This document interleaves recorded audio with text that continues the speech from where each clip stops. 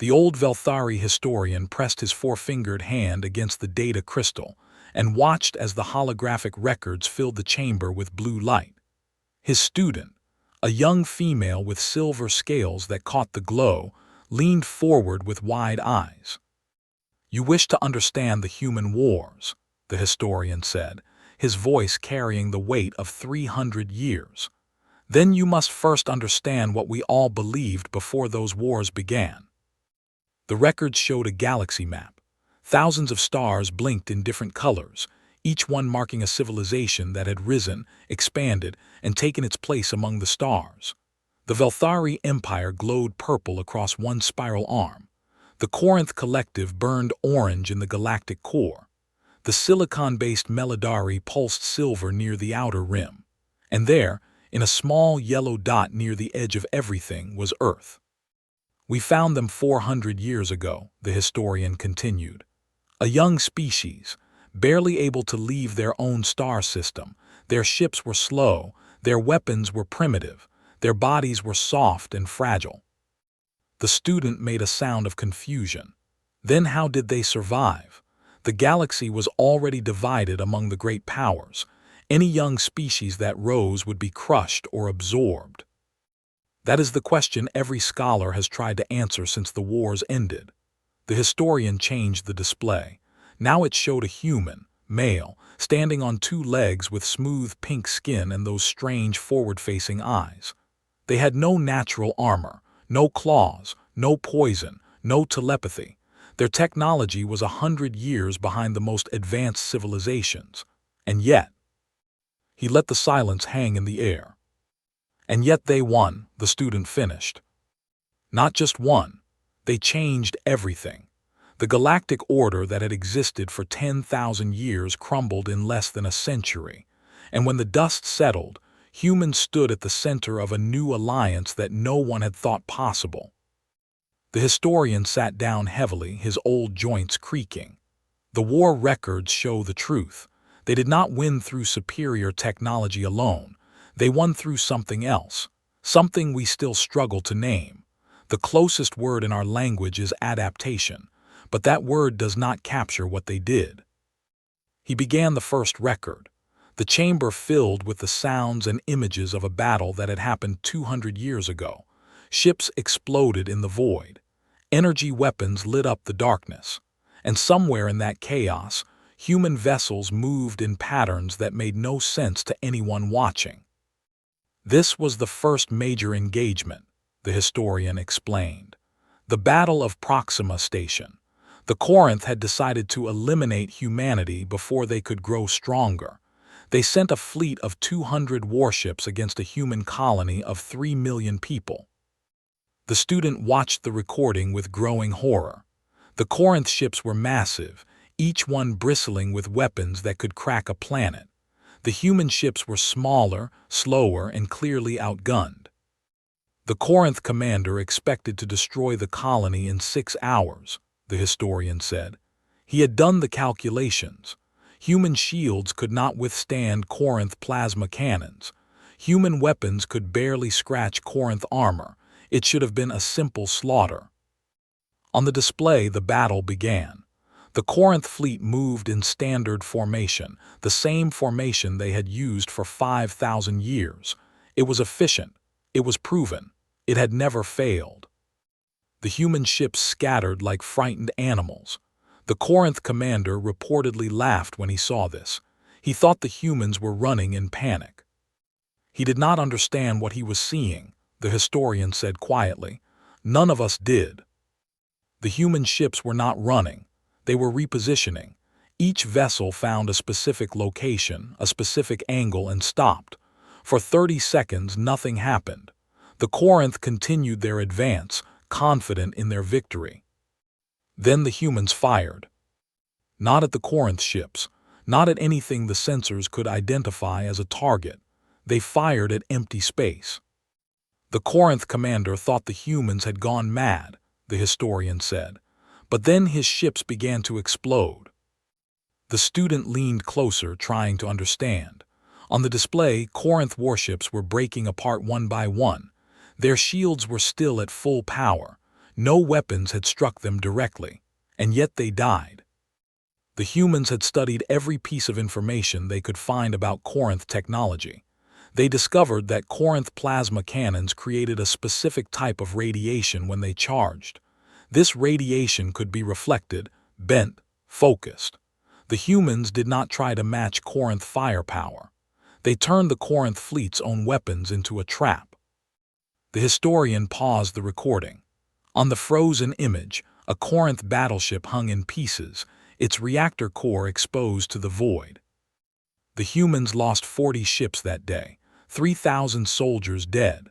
The Corinth lost 112 vessels, 20,000 warriors killed, and for the first time in recorded history, a Corinth fleet retreated.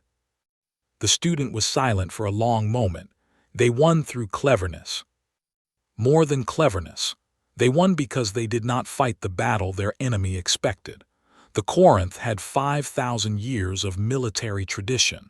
They knew exactly how wars should be fought, and the humans ignored all of it. The historian changed the display again. This time it showed a human female. She wore a uniform covered in medals and decorations. Her hair was white with age, but her eyes were sharp. Admiral Sarah Chen. She commanded the human forces at Proxima. After the battle, a Corinth diplomat asked her how she had developed such an unconventional strategy. Do you know what she said? The student shook her head. She said, "We read the manual you gave us on Corinth tactics. Then we threw it away and asked ourselves what you would never expect." The diplomat did not understand. For him, war was a precise science with rules and traditions that must be followed. For humans, war was a problem to be solved by any means necessary. The historian stood and walked to the window. Outside, ships from a dozen species moved through the space lanes. Human vessels flew alongside Velthari traders and Corinth patrol craft. 200 years ago, such a sight would have been impossible. The Battle of Proxima Station was only the beginning, he said. What followed was 20 years of conflict that reshaped the entire galaxy, and through it all, the humans never stopped adapting, never stopped changing, never stopped finding new ways to survive.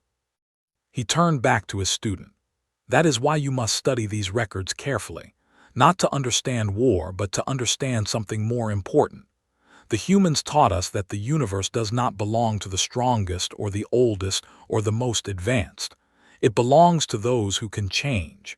And change is something humans do better than any species we have ever encountered. The student looked at the data crystal with new respect. How many records are there? Thousands. Battles, negotiations, betrayals, alliances. The full story of how humanity went from a primitive species hiding in one star system to the center of galactic civilization. The historian smiled, an expression he had learned from his human colleagues. We have much to learn. Let us continue. The second record began with silence. The historian let the darkness hang in the chamber for several seconds before the first images appeared. A planet blue and green hanging in the void, ships surrounding it, not attacking, waiting. The Siege of New Helsinki, the historian said. Year 3 of the human wars. By this point, the Corinth had learned that direct attacks against human positions were costly, so they tried a different strategy. The students studied the image. They surrounded the planet and waited for the humans to starve. Exactly. New Helsinki was a farming world. 400 million humans lived there, growing food for a dozen colonies. The Corinth fleet numbered 500 ships. They destroyed every station and satellite in orbit. They blocked all communications. They shot down every vessel that tried to leave or arrive. And then they simply waited. The recording showed the human governor of New Helsinki, a man with dark skin and tired eyes. He stood in front of his people, speaking words that had been captured by hidden recording devices. We have food for 6 months, the governor said. The Corinth will wait longer. They can wait for years. We cannot. The student made a sound of sadness. They were trapped. That is what the Corinth believed. That is what every other species in the galaxy would have believed. The mathematics were simple. The humans had limited resources. The Corinth had unlimited patience. Eventually, the planet would fall. The historian changed the display. Now it showed the planet's surface, fields of crops, factories, cities, and everywhere humans working, building, creating. 3 months into the siege, the Corinth noticed something strange. The humans were not rationing their food. They were eating as much as before. Some were eating more. The student's eyes widened. How? The humans had transformed their entire economy in 90 days. Every factory that made luxury goods now made farming equipment. Every building that could hold soil became a greenhouse. Every citizen who could walk was working in the fields. They increased food production by 400%. The recording showed a human woman planting seeds in a container on her apartment balcony. Next to her, an old man tended a small garden on a rooftop. Behind them, children carried water to rows of vegetables growing in what had once been a parking structure. The Corinth had studied human agriculture. They knew exactly how much food each acre of land could produce. They had calculated the siege duration based on those numbers, but they had not accounted for human determination. The historian showed the next part of the record. The Corinth commander, a massive creature with red scales and 6 arms, receiving reports from his science officers. "The humans should be starving," one officer said. "Our calculations were precise." "Your calculations were wrong," the commander replied. "Adjust them, they will break eventually." "They did not break," the historian said. "Not in 6 months, not in a year, not in 2 years. The siege of New Helsinki lasted 31 months. During that time, the human population actually grew. More children were born than died. They had turned survival into a community project and everyone participated." The student shook her head in disbelief. But how did they escape? Even with enough food, they were still trapped. That is where the story becomes truly remarkable. The historian pulled up new images, technical diagrams, engineering specifications, plans for something that had never been built before. During the siege, while they were farming and feeding their families, the humans were also building. Deep underground in old mining tunnels that the Corinth sensors could not detect, they constructed a fleet. A fleet from what materials? From everything. They melted down statues and vehicles and furniture. They recycled every piece of metal they could find. They invented new alloys using elements that other species considered waste, and they trained pilots in simulators built from salvaged computers. The recording showed the final day of the siege. The Corinth fleet still orbited the planet, confident and patient. On the surface, life seemed normal. In orbit, nothing moved. Then the ground opened. From 100 hidden launch sites, human ships burst into the sky. They were ugly vessels patched together from scraps and desperation. Their weapons were improvised. Their shields were barely functional, but there were thousands of them. The Corinth had 500 warships, the historian said. The humans launched 3,000 fighters, not advanced ships, not powerful ships, just enough ships to create chaos. The battle that followed was unlike anything the galaxy had seen. The human pilots did not try to defeat the Corinth fleet. They flew directly at the enemy vessels, forcing the Corinth to scatter their formation. They crashed into weapon systems. They blocked sensor arrays. They turned themselves into obstacles. 200 human pilots died in the first 10 minutes, the historian said quietly. But they created a gap, a small opening in the Corinth blockade, and through that gap the evacuation began. Transport ships rose from the surface, massive vessels carrying millions of people. They were slow and unarmed and completely vulnerable, but the human fighters formed a wall around them, sacrificing themselves one by one to keep the path clear. The Corinth destroyed 600 human fighters that day. They killed 2,000 pilots, and yet 73 million people escaped the planet, Every single child on New Helsinki was evacuated safely. The student was silent for a long time. When she spoke, her voice was barely a whisper. They sacrificed themselves. Yes, but more than that. They transformed an impossible situation into a victory. They took a siege that should have lasted until everyone died and turned it into a mass evacuation that saved most of their population. The historian closed the record. This is what I mean by adaptation. The humans did not wait for rescue. They did not accept defeat. They changed themselves, their technology, their entire society to meet the challenge. And they did it in ways that no one, not even other humans, could have predicted. He pulled up an image of the Corinth commander. The massive alien looked smaller somehow, diminished by his failure. After New Helsinki, this commander was summoned before the Corinth War Council. They asked him to explain how a siege that should have been certain victory became a humiliating defeat. Do you know what he said? The student shook her head. He said, "We made a calculation error. We calculated their resources. We should have calculated their will." The council did not understand. They executed him for failure, and they continued to make the same mistake for the next 17 years. The historian turned off the display. The chamber fell into darkness, lit only by the distant stars outside the window. Tomorrow we will examine the battle of the Melodari frontier. That is when the humans first faced a non-biological enemy, and their adaptation took a form that changed how the galaxy understood warfare forever. But for now, consider what you have learned. The student gathered her notes. As she prepared to leave, she turned back. "Teacher, you said earlier that you learned to smile from humans. Did you fight in these wars?" The old Velthari was quiet for a moment.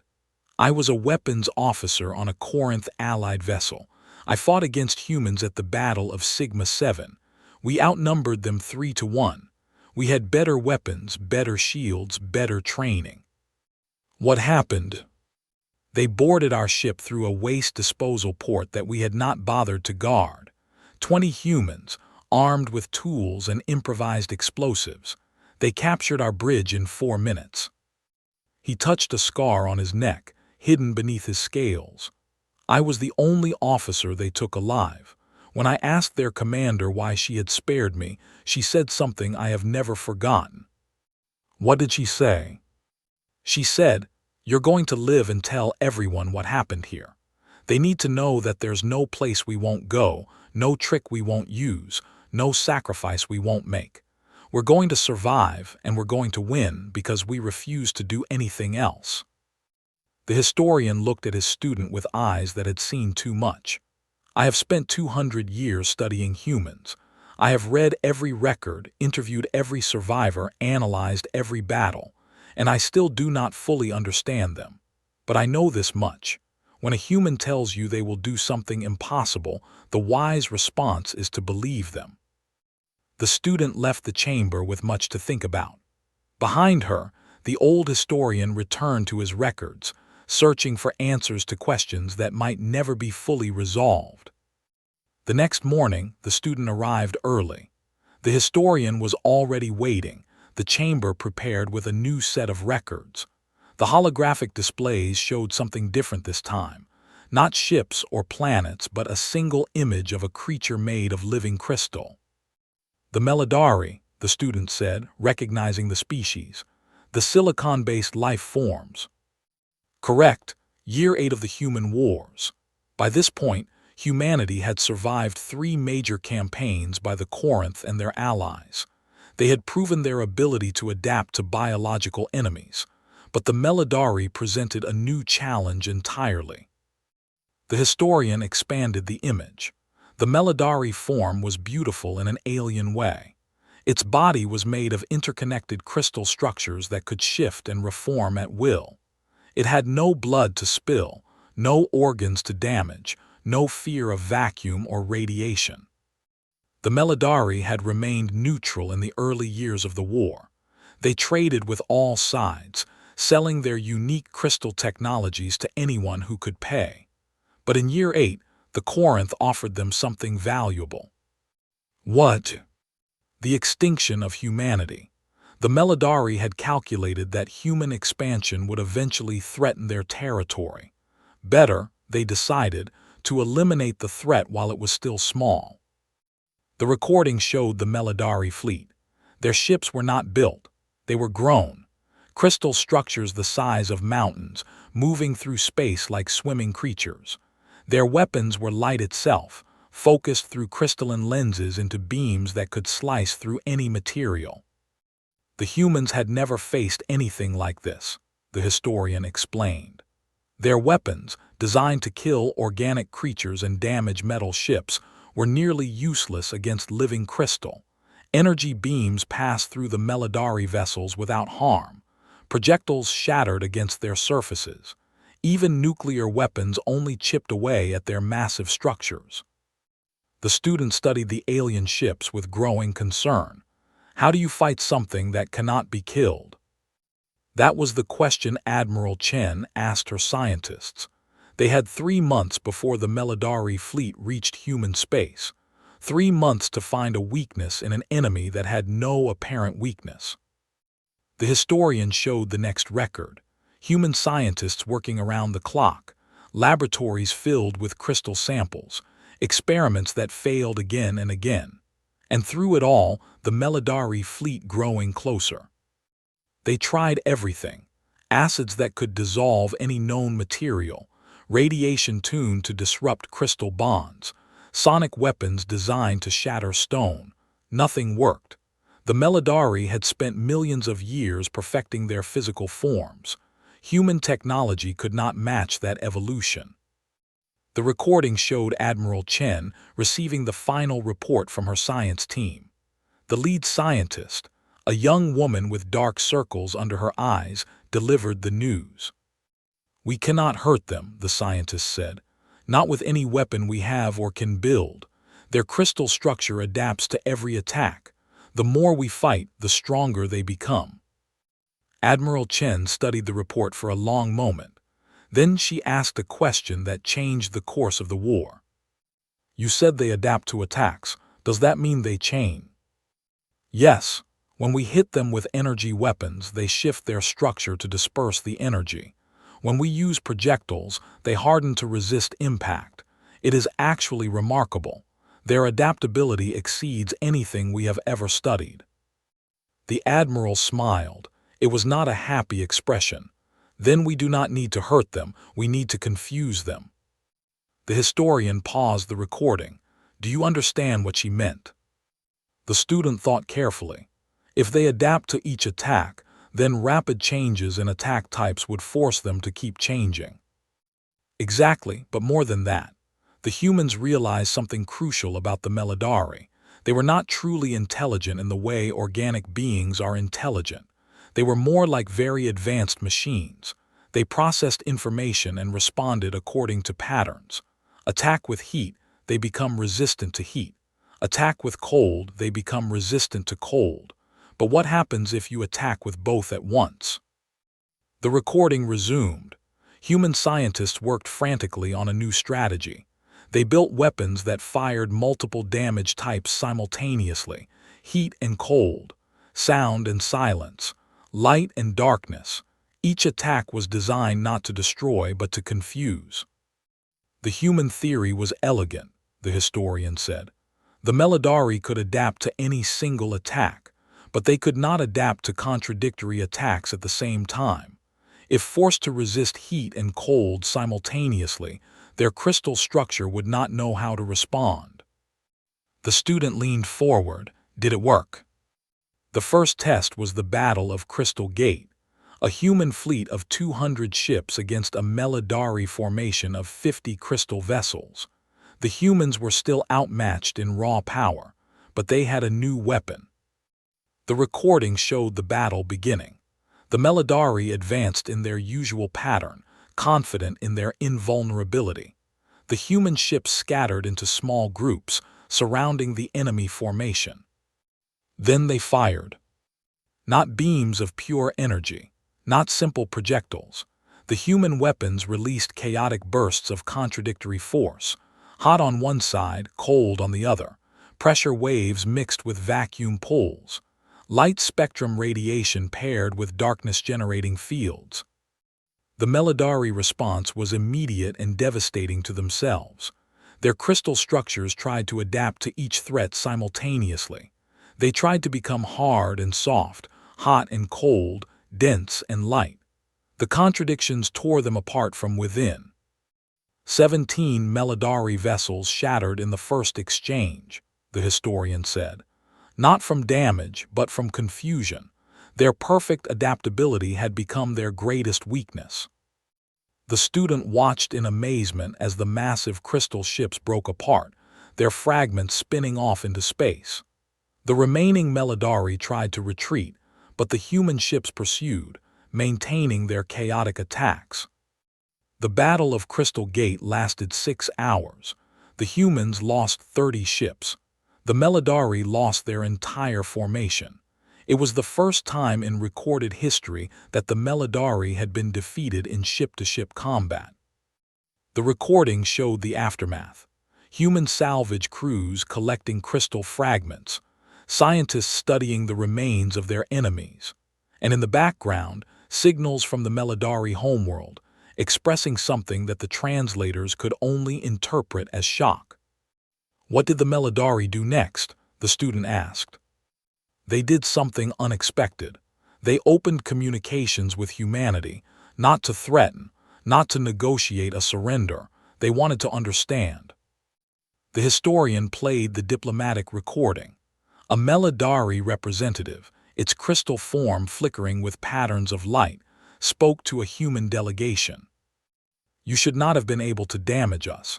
Our calculations showed no vulnerability to your technology. Explain how you accomplished this. Admiral Chen answered personally. We stopped trying to beat you with superior force. Instead, we beat you with superior creativity. You adapt perfectly to any single threat. So we gave you threats that could not be adapted to. We made your greatest strength into a weakness. The Melodari was silent for a long moment. Its crystal structure pulsed with colors that the human translators could not interpret. This is not logical. This is not efficient. This is, the translator struggled with the next word. This is unfair. Admiral Chen smiled. War is not fair. War is survival. We will do whatever we must to survive. The Melodari spent 3 months processing this encounter, the historian said. In the end, they withdrew from the war entirely, not because they feared human weapons, because they feared human thinking. They could not predict what humans would do next, and that unpredictability terrified them.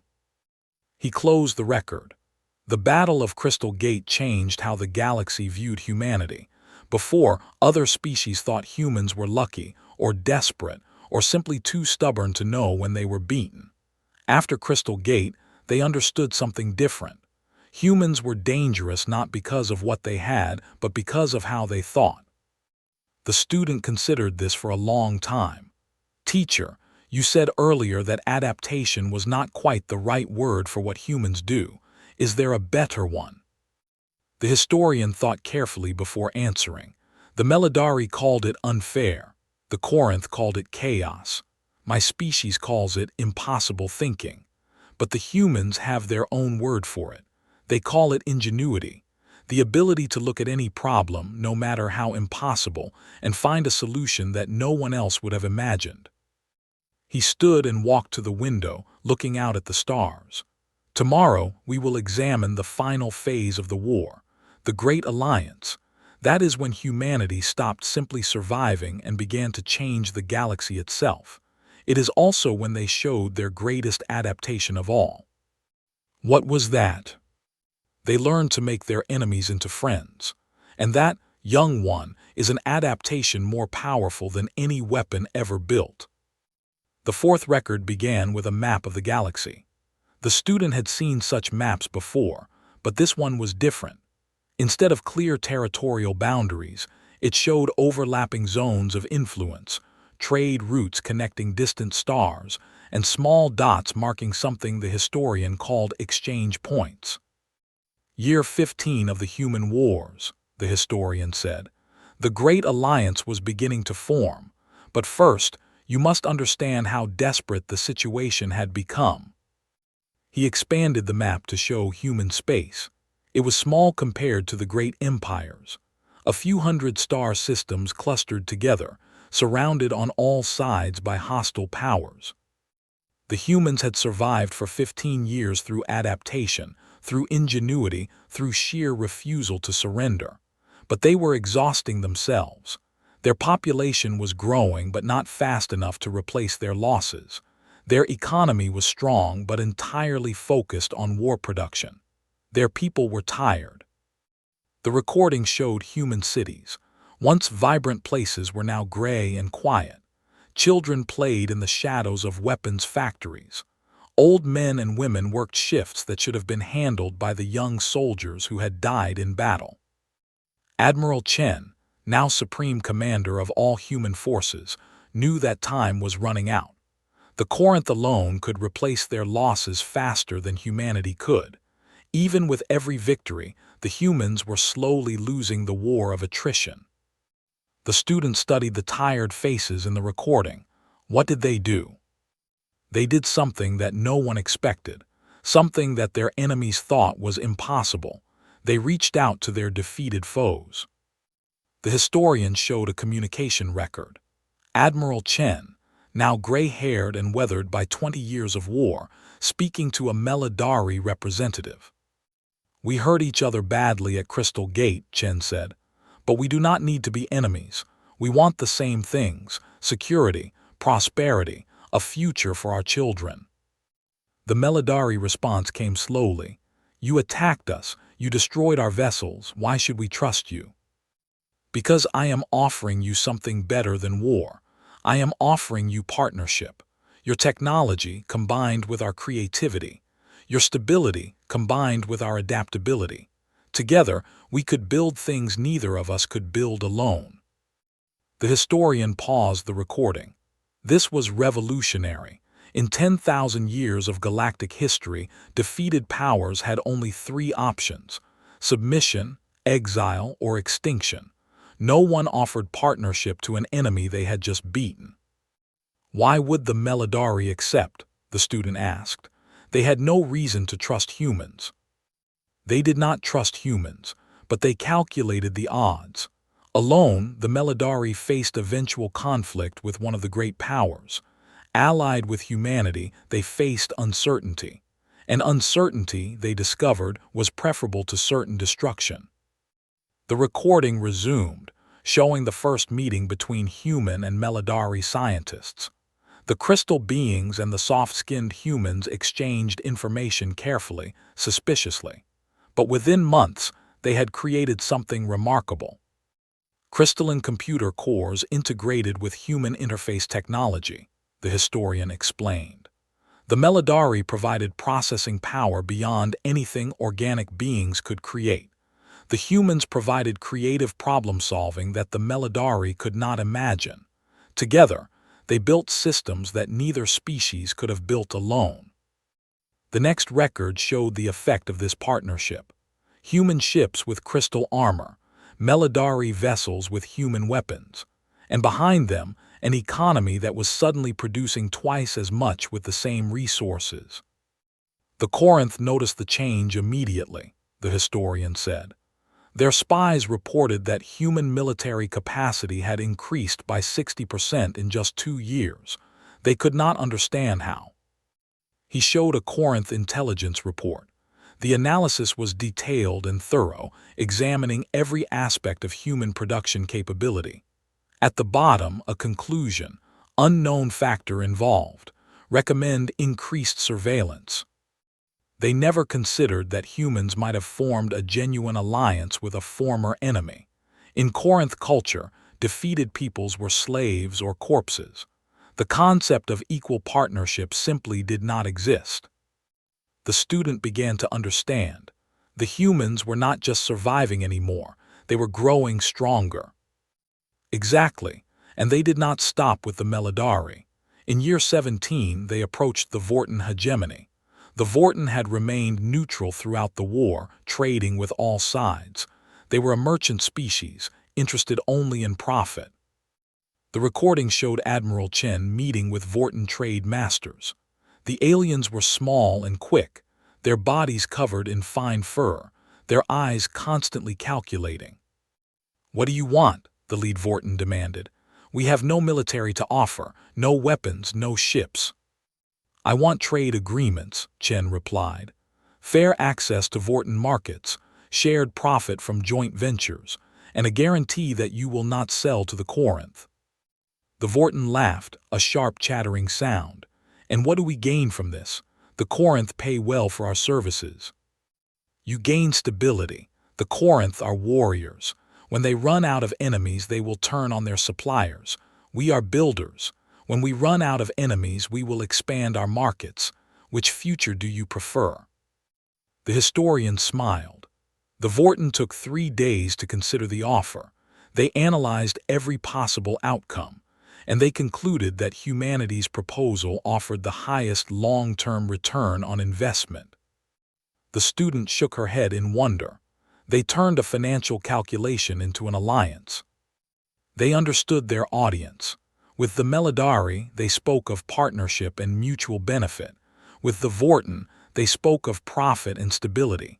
Each alliance was built on what the other species valued most. The recording showed the growing network of human relationships. The Melodari provided technology. The Vorten provided trade access. Smaller species, forgotten by the great powers, were welcomed into the alliance with offers of protection and fair treatment.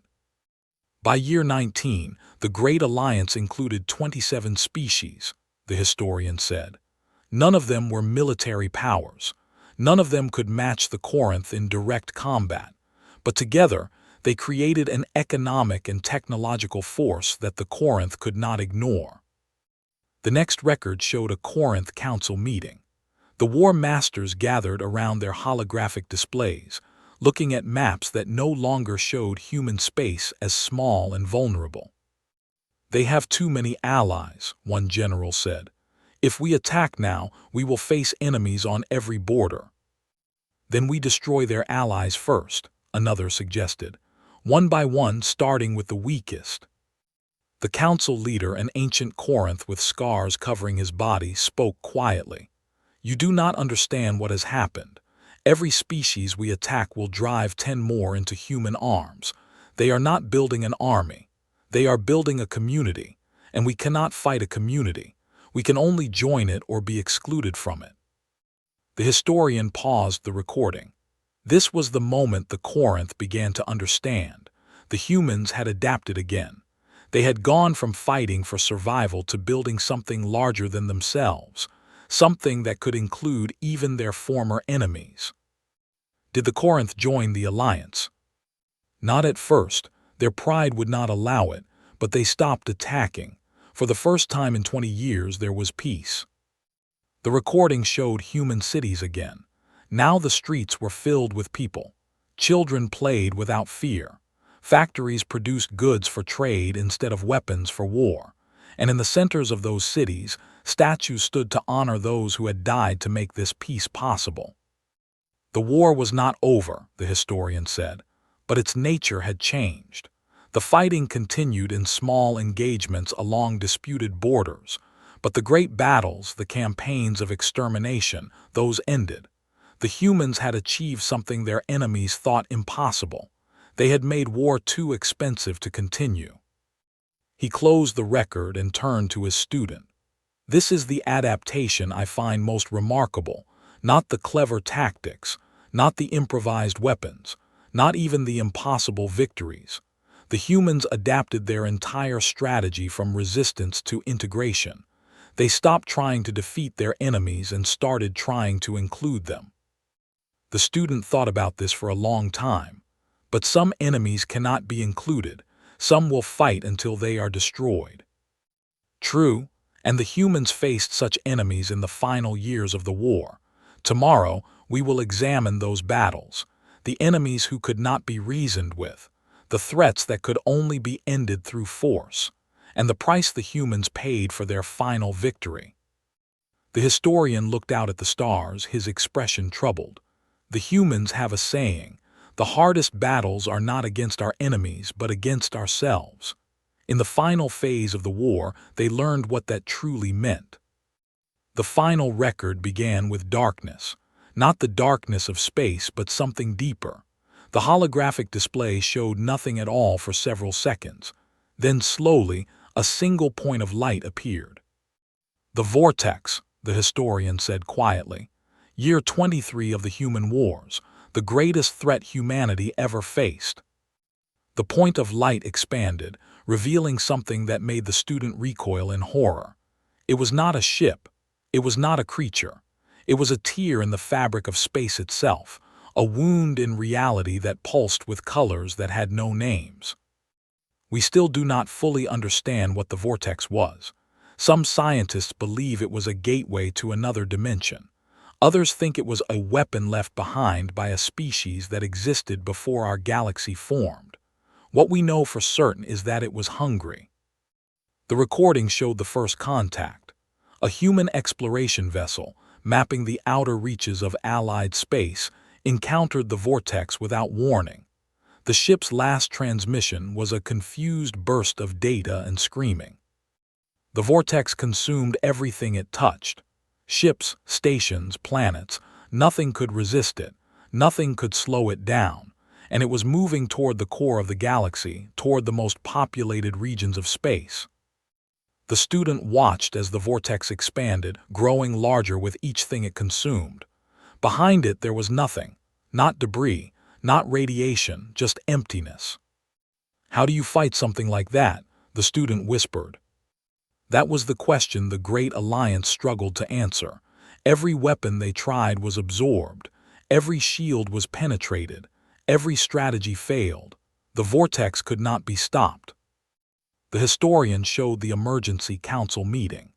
Representatives from every allied species gathered together, their faces showing various forms of fear and despair. "We have 6 months before it reaches the first inhabited system," a Melodari analyst reported. "We can evacuate some populations, but not all. Billions will die." Admiral Chen, now old and frail but still commanding, stood before the council. "Then we have 6 months to find a solution." "There is no solution," a Vorton delegate said. "Our best scientists have analyzed the vortex from every angle. It breaks every known law of physics. It cannot be stopped." "Everything can be stopped." Chen's voice was quiet but firm. "We simply have not found how yet." The recording jumped forward in time. Human scientists working alongside Melodari crystals and Vorton mathematicians. Experiments conducted at the edge of the vortex, losing ships and researchers with each attempt. And through it all, the hungry darkness growing closer. "They tried everything," the historian said. "They created weapons that could destroy stars. They built shields using technologies from 30 different species. They even attempted to communicate with the vortex, thinking it might be intelligent. Was it? We do not know. If the vortex had thoughts, they were beyond our ability to understand." The recording showed the moment of breakthrough. A young human scientist, barely more than a child, working late in a laboratory filled with failed experiments. She was studying the data from a probe that had been partially consumed by the vortex before escaping. "The vortex does not destroy matter," the scientist said, her voice tired but excited. "It transforms it, changes it into something else, something that exists in a different phase of reality." Her colleagues gathered around, confused. "What does that mean?" "It means the vortex is not a weapon. It is a doorway, a transition point between states of existence, and if we can understand that transition, we might be able to reverse it." The historian paused the recording. This insight changed everything, but understanding the vortex was not the same as stopping it. For that, the humans would have to make a sacrifice that tested the limits of their adaptability.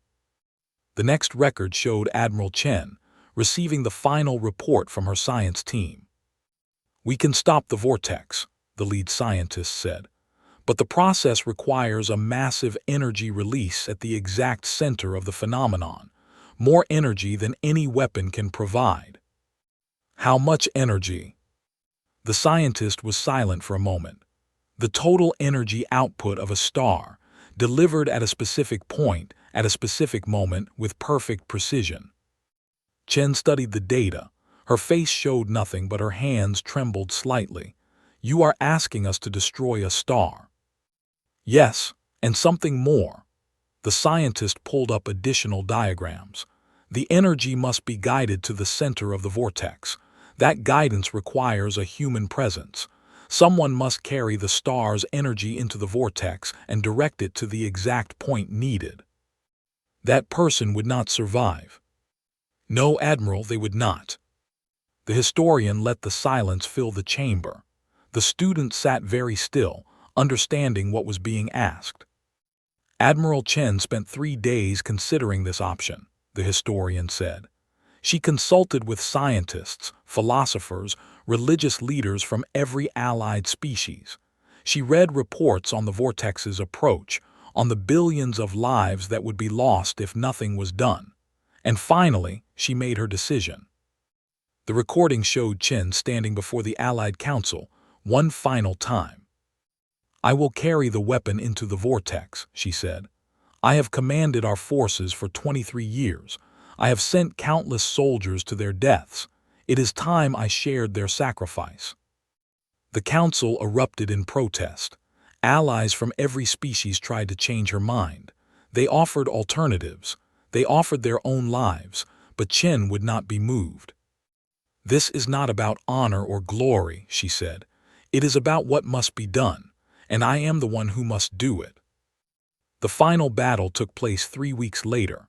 The Allied fleet gathered at the edge of the vortex, holding position while a single ship moved forward. Chen's vessel was small, designed for speed rather than combat.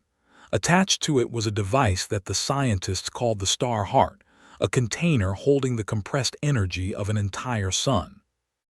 The Allied fleet maintained a communication link with Admiral Chen throughout her approach, the historian said. Her final transmission is still studied in military academies across the galaxy. The recording showed Chen's face, calm and determined, as her ship entered the outer edges of the vortex. The darkness surrounded her, pressing against her shields, trying to consume everything she was. "All stations, this is Admiral Chen. I am approaching the target point. Energy containment is stable. Guidance systems are active." The student watched as the small ship moved deeper into the impossible darkness. Warning lights flashed. Systems began to fail, but Chen kept moving forward.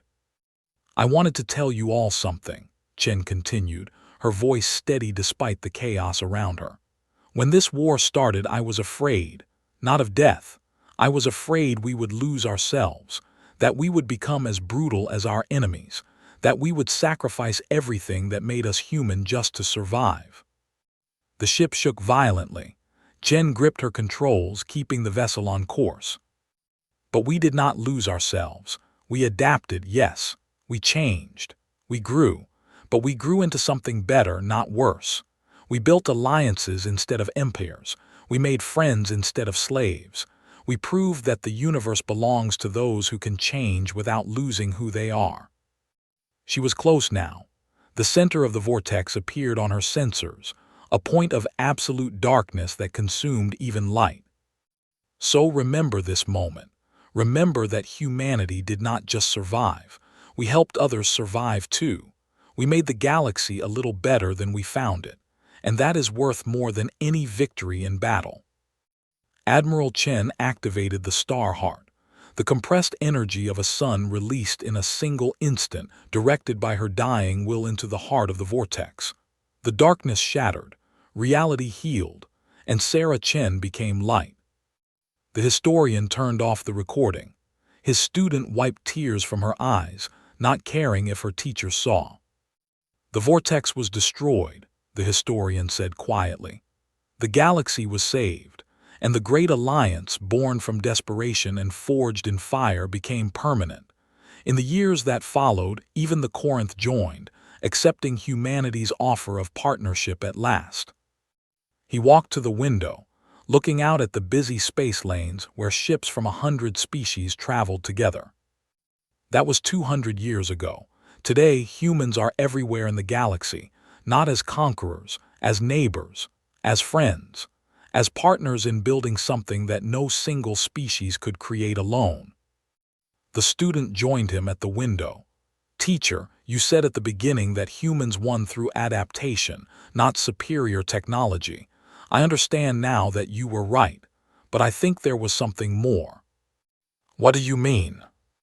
"Adaptation is about survival, changing to meet new threats. But what the humans did was more than survival. They changed to become better. They grew. They included others in their growth. That is not just adaptation. That is evolution, not physical evolution, but something deeper." The historian smiled, the expression still feeling strange on his Velthari features. "You have learned well. The records show battles and strategies and technologies, but the true story of humanity is not in those things. It is in their spirit, the refusal to accept limits, the ability to look at any challenge and see opportunity instead of defeat, the willingness to sacrifice for something larger than themselves." He turned back to the chamber, where thousands of records still waited to be studied. The war ended 200 years ago, but the story continues.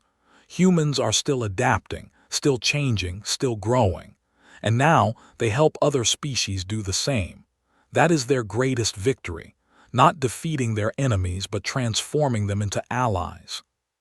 The student gathered her notes, her mind full of everything she had learned.